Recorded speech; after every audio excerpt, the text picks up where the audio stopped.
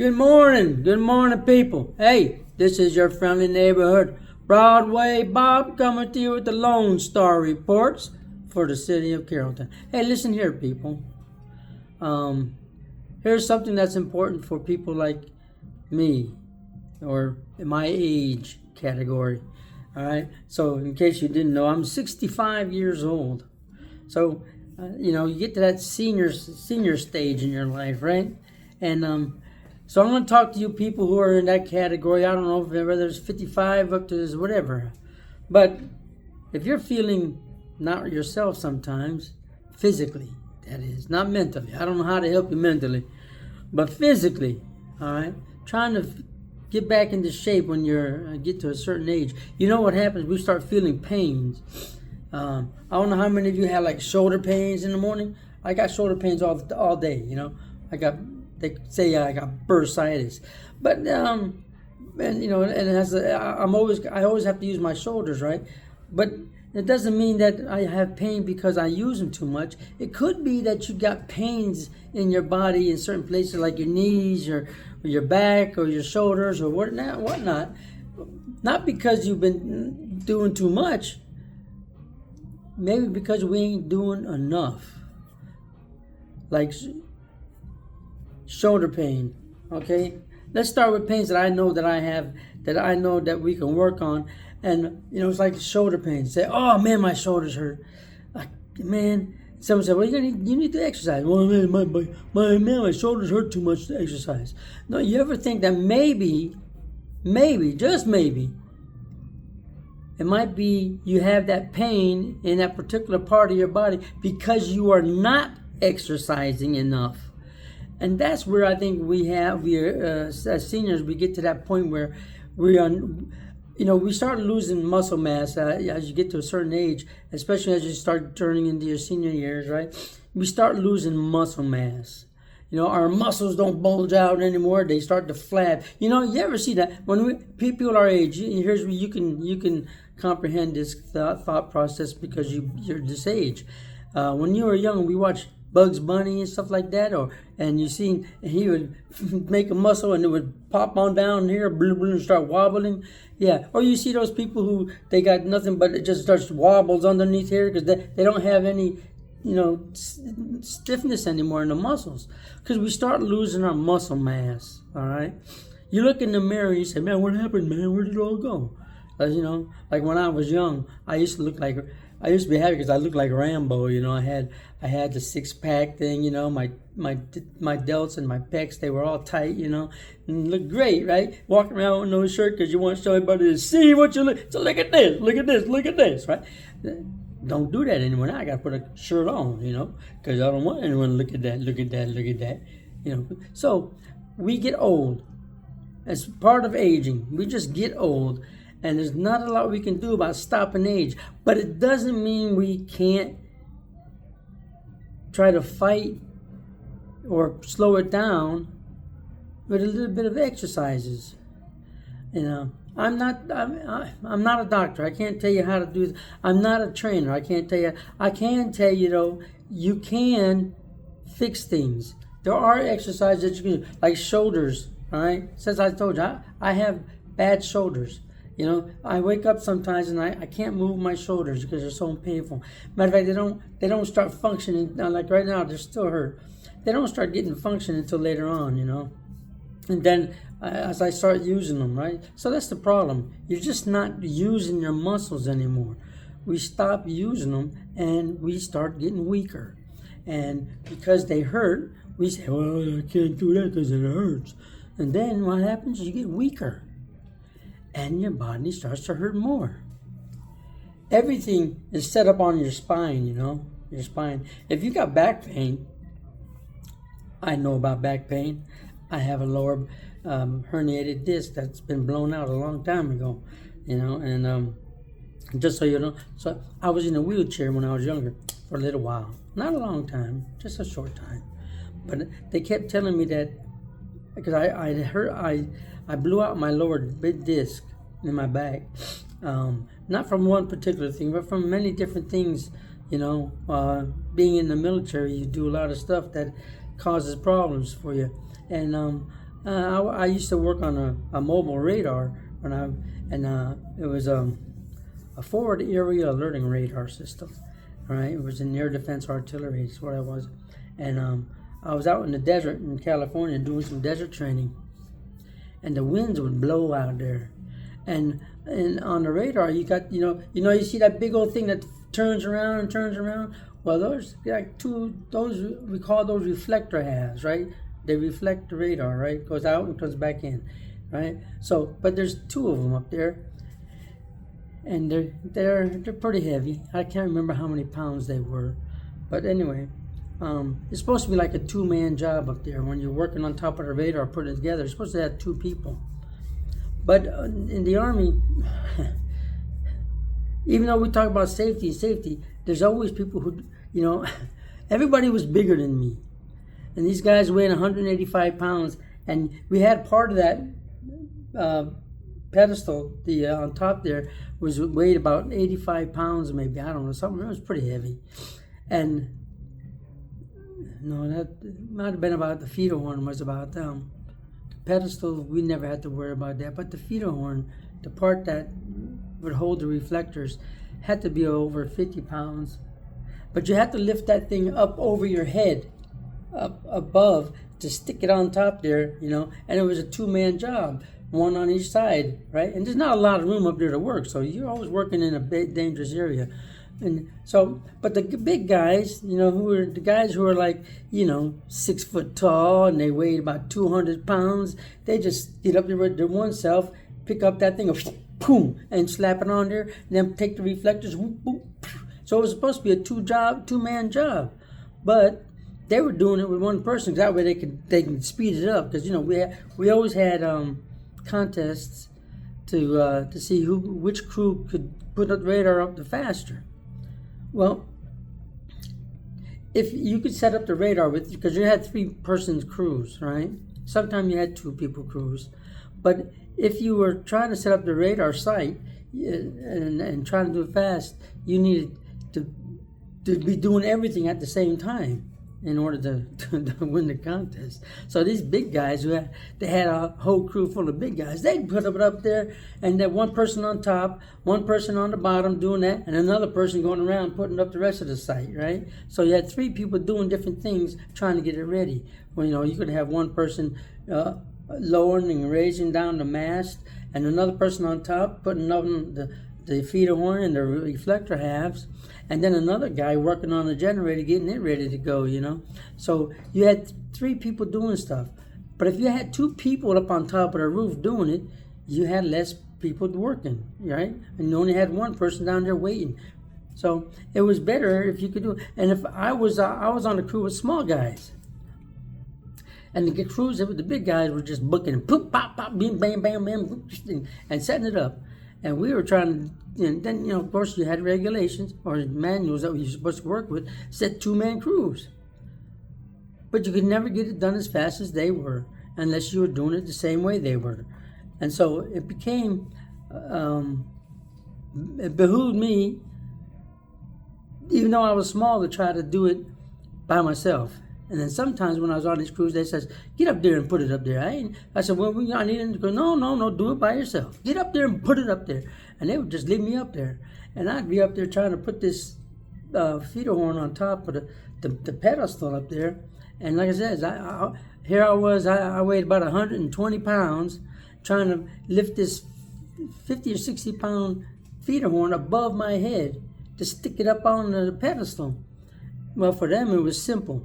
There's their body weight, and they could leverage it. It was balance it better. So for me, it was very awkward for me to try to pick up this big, and I would be teetering and tottering up there trying to get. So pretty soon, I got to where I was strong enough, because I kept doing that, and I'd slap it up there like they did, and then we'd lower it down, and I put the feeder horn, the reflector halves on there, and boom, boom, all by myself, and put it up there. So I told you the story like this so you understand. So what I was doing, I was out in the desert one day doing some training, and I got up there and I was putting the parts on, and then I picked up the reflector half. I was putting the reflector half, getting ready to slide it over on the other side of the the pedestal. Well, I got up there with the reflector half, and just at the time that when I did like this, some wind came.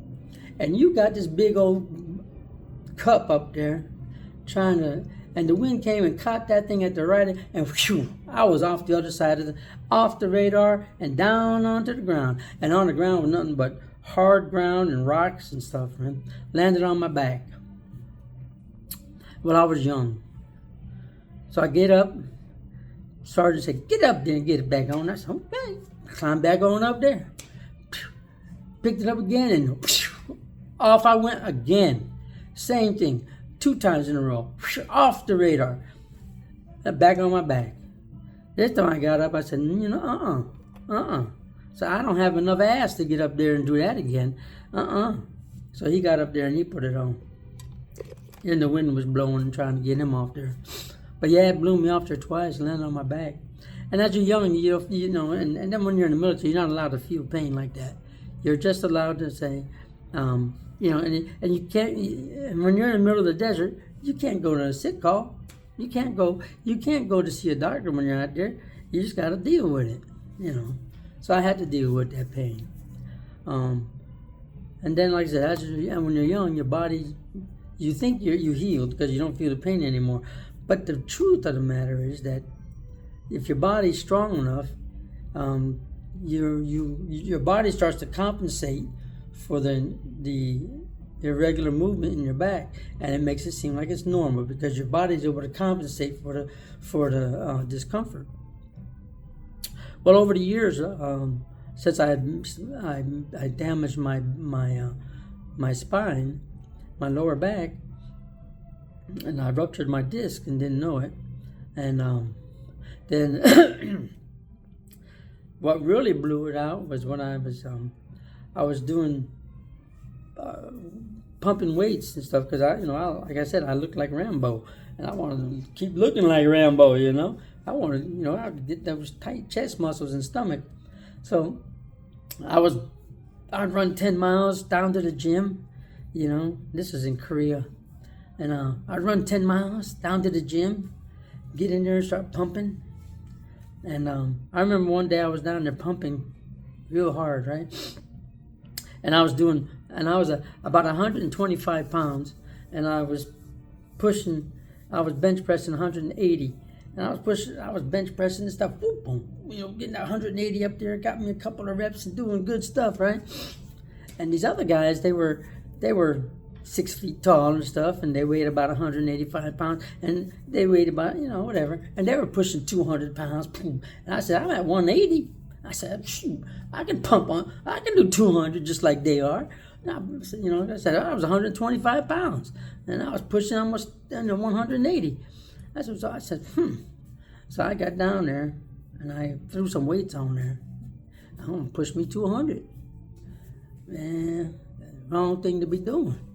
It wasn't that it was wrong. It was that, it was wrong. I shouldn't have done it. Because what happened, I already been injured. But because my body was in good condition, that I didn't know that I was injured. And then when I pushed that weight up at 200 and I couldn't get it, and I'd already been working out, so I was already tired, and I couldn't get that 200. Then I made a critical mistake in weightlifting, is that I pushed it, then I arched my back, right, tried to give me some more power. And when I arched my back to push it up, I felt a snap. I felt, real loud pop. And I just let that weight go back down and tossed it off me. And but I was in good shape. My back was strong, but I felt that pop. And after that, it was never the same again. And I realized later on, I found out that what I did is, before I damaged it, it was already damaged, my lower back. But then putting that extra strain on my back to do the weightlifting, that is what, that did it the rest of the way. And it put me out of commission. And I was limping, and I had a bad back. And in Korea, you're not allowed, like I said, you're not allowed to feel pain. And I would be trying to do stuff, and I couldn't hardly walk. I was laying on the floor sometimes. I couldn't. It was so painful. It was a lot painful. But I then at one time, as I got older, it would go out on me all the time. 2 or 3 times a year, I'd be laying on my back because I just moved the wrong way, and this happens still today.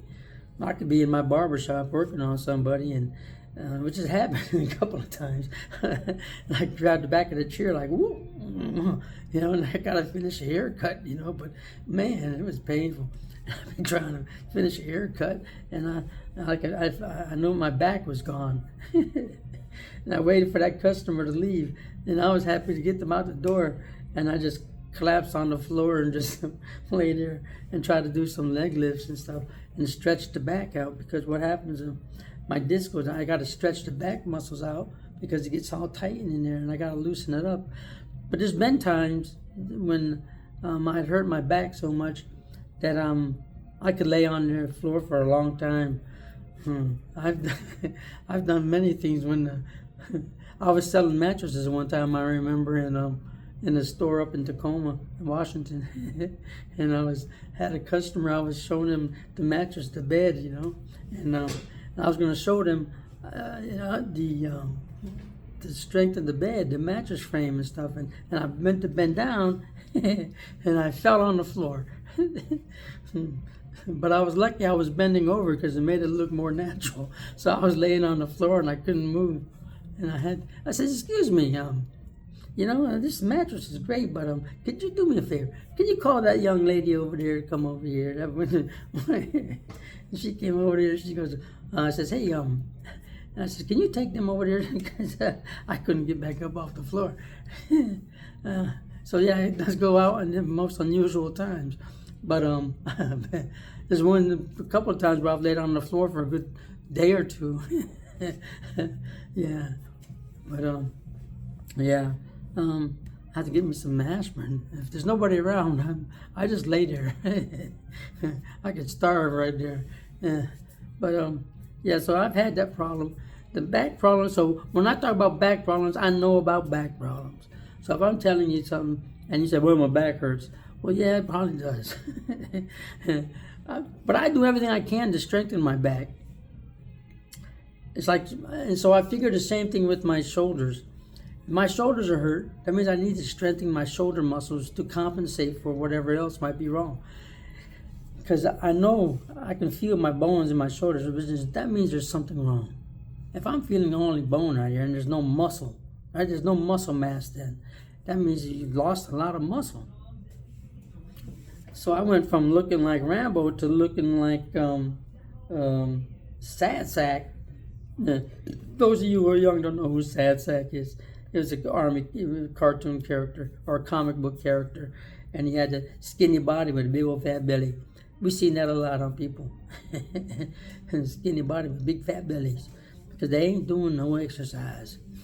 So anyway, so I look like Sad Sack. But I try to do everything I can to strengthen my body. You can do things, even if you say you can't go to the gym, you can do things sitting down in your chair that can help you. Like you can sit down on your chair like I'm doing right now, right? And you can do ankle lifts. You can take your ankles sitting flat on the floor on the edge of your chair, right? In good posture, and just raise your ankles, right? And hold them. Hold it there for about 30 seconds, right? And you say, oh, that's not doing nothing. Well, actually it is. All right? And you lay it back down, and you raise it, and you lay it back down. Then you go do the opposite way. Raise your toes, right? And stretch them as high as you can get them. I'm doing it now as I'm talking. And you can just stretch those toes like I'm doing right now, and then lay it back down. Do an ankle lift. Tighten up. Make it as tight as you can, and try to tighten up your quads, right? But then you can do leg lifts sitting in your chair, just raising your leg. You can do stuff sitting in your chair. You don't have to just sit in a chair. You can watch TV and do some of these exercises. Get on the internet if you want. If you don't know how to, I can't tell you all these different exercises you can do just by sitting down. Look for senior exercises on the internet. Just go type in somewhere, senior exercises and sitting in a chair. And it'll come up with a bunch of stuff that you can do. Exercises don't have to be hard. You can do them.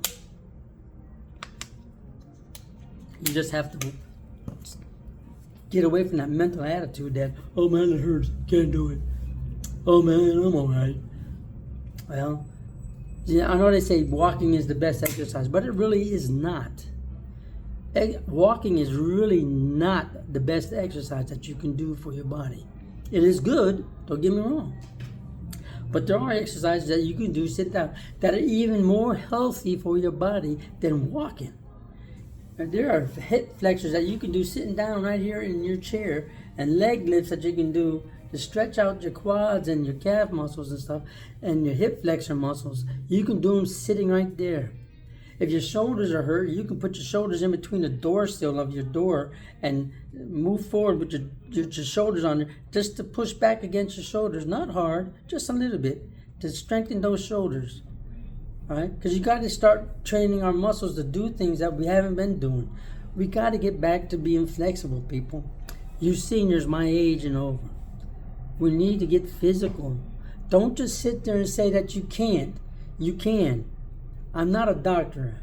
I don't know your condition. So if you really can't do it, then don't do it. But if you're just sitting there and you're not even trying, maybe you need to. Because we need to wake up our muscles, people. We're old, but we don't have to act like we're old. I don't understand how people, just like my wife, she's a senior. She's older than me. Why is it that some people they start getting old and they want to look old? They want to dress like they old. They want to walk around like they old. Why? We don't have to do that. We don't have to look our age. People say, man, you don't act like... I don't want to act like I'm 65 years old. I don't want to act like I'm 65, people. I like to have a good time. I like to get out here on my shop. You see me out here. I go outside and start dancing. I like to dance. I get out here and start dancing. I don't like sitting still long. Because you know what? If you become a freaking little puddle of mud because you didn't do nothing and you're not trying. I'm not trying. Like people, if you can't do it, you can't. Okay, I got it. But if you've never tried it, all right, you can't just get better. Your joints don't just stop hurting in a week, all right? We got to do exercises. We got to flex them. My shoulders hurt, but I got to flex them. You know why? Because I have to work. I'm a working retiree. I'm retired, but I'm a working retiree. I work for a living. I don't know what I would do sitting on my butt at home all day. If you're retired, you say you're going to sit home. What the hell are you doing? Get out and do something. Go somewhere. Don't just be sitting there. Get out and do something, people. If you're a senior and you're just sitting on your rumpish, get out and do something. Go out for a walk. Don't go do some exercise. Go somewhere. Be productive.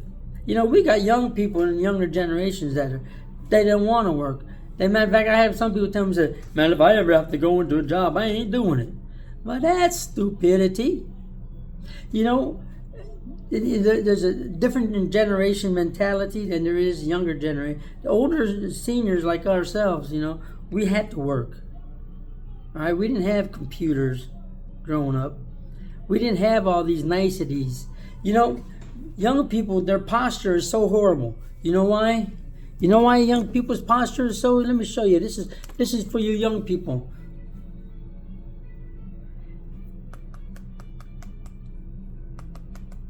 You got this thing. You're looking at this all day. And you know what? You don't have a straight posture. Right? You're going to have horrible problems later on in your life if that's all you're doing. And if all you're doing is working on a computer, you better get up and start doing some exercises and start working on your posture, because you'll be screwing yourself up. If you can't keep your back straight, all right, and I see it a lot, I'm proud of the seniors that I do see because they walk with straight backs. They're not walking with humps. They're not humped over, listening to the damn phone or something or looking at it. People get killed with their phones in their hands because they're not paying attention to what they're doing. Young people are going to die because they're looking at their phones. Horrible way to die. Didn't see the car coming and got killed. Yeah, because you were looking at your stupid phone. Yeah. Got people who don't even want to go to sleep, right? They're up all hours of the night. Yeah, playing on their phone, their games and their Game Boys and shit. I don't have a Game 1 in my phone. Not a one. I don't have a game thing in my home. Not a one. You know what I do? I'm always working on something. I'm studying. This is not for you, I know. This is not for you. But I do studying. I'm always trying to improve my mind. Keep my mind sharp. I'm always working on something different in the shop here because I'm always working on something. I can't allow my mind to go blank. The worst thing you can do is have a mind and don't use it. All right? If you don't use it, you lose it. It's the same thing with your mind. Same thing with your body. If you don't use it, you're going to lose it. I refuse to lose my body's health, so I keep trying harder to get stronger. I refuse to go blank in my mind, so I keep using it. It may not be perfect, but I try. People say, man, if I come in here, you're always doing something. I'm always doing something. People, seniors, my people, take care of yourselves. Find something to do. We can't allow your bodies to go weak because you didn't try to do something. If your body hurts and it wasn't injured, and you're saying, well, how come it hurts? Well, it's because we're not using it. You use it, if you don't use it, you lose it. If you use it, you get stronger. And the pain will go away. Maybe not today, not next week. It might take a month or so, but it will get better. I believe in that. My back, I've been exercising my back. I says, they were going to do surgery on my back, and I asked them, I says, the doctor says, yeah, we can do surgery. And I said, well, if you do surgery, will I walk again? They said, can't promise you that. Well, I can promise you ain't going to do no surgery. So, well, then all you can do is do therapy. So I did physical therapy. I was in so much pain. I was supposed to be taking 600 milligrams of this. I can't remember. Man, it was some good codeine. 600 milligrams of codeine. Trying to deaden the pain so I can, function. But it was so hard for me I couldn't even get up to go to the bathroom. It was horrible. Pain was so bad. I was taking 1,200 milligrams to move, to get up and move. And I had to go to work because I didn't have any money. There was no income coming in, and I had to go to work. But I couldn't walk hardly. So I had to take 1,200 milligrams so I could walk. I ended up getting a job in a furniture warehouse. That was the only job I could find. And I had to work in the warehouse. And there was a young guy in there who reminded me of me when I was young because he was just full of strength and vigor, doing everything. And I was barely walking. And he goes, well, you need to get these mattresses and load them up on the truck. And I thought he was going to help me. He said, no. And he grabbed a mattress and flip it on his back and, and he'd walk back under the truck and throw it in there. And then he'd come back and get another one. And I was trying to move one, And he would grab a, queen size mattress and carry it out there. And he goes, come on. He goes, this is what we got to do. And he was grabbing all these mattresses and all these other pieces of furniture and sofas and stuff. He'd pick up the sofa, and he wasn't a big guy. He was about 5'6", and he weighed about 140 pounds maybe. And but you could see that he had that slanky muscle body, and that was his exercise. He would grab that sofa and he would lean it forward, back onto his shoulder and pick it up and carry it on there. And that's what I was supposed to be doing. So here I was dragging stuff across the floor trying to get it, and I was in pain. And then I'll turn off the alarm. And eventually, I'll tell you the story just so you know. So eventually, this is how I know it works. I was forced into working hard like that. That was therapy.